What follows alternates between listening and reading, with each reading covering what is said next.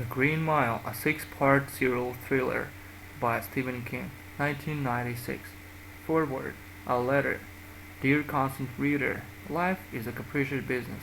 The story which begins in this little book exists in this form because of a chance remark made by a realtor I have never met. This happened a year ago on Long Island. Ralph Vicinanza, a longtime friend and business associate of mine, what he does mostly is to sell foreign publishing rights for books and stories, had just rented a house there. The realtor remarked that the house looked like something out of a story by Charles Dickens. The remark was still on Ralph's mind when he welcomed his first houseguest, British publisher Malcolm Edwards. He repeated it to Edward that they began chatting about Dickens. Edwards mentioned that Dickens had published many of his novels in installments, either folded into magazines or by themselves as chapbooks.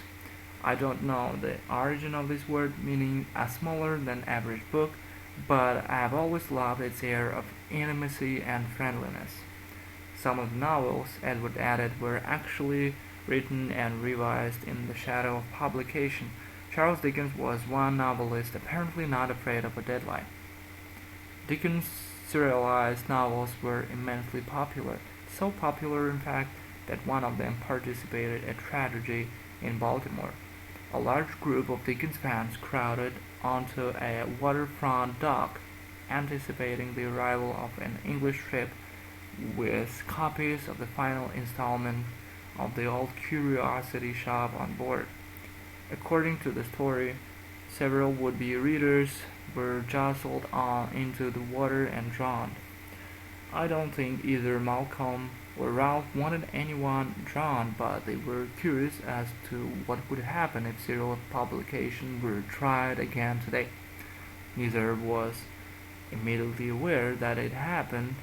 There really is nothing new under the sun. On at last two occasions.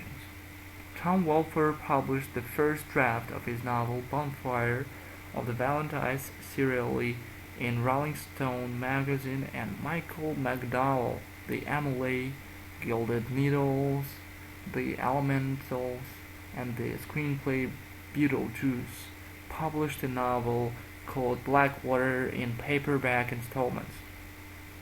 That novel, a horror story about a southern family with an unpleasant familiar trait of turning into alligators, was called Blackwater in McDonald's and so on. So yeah.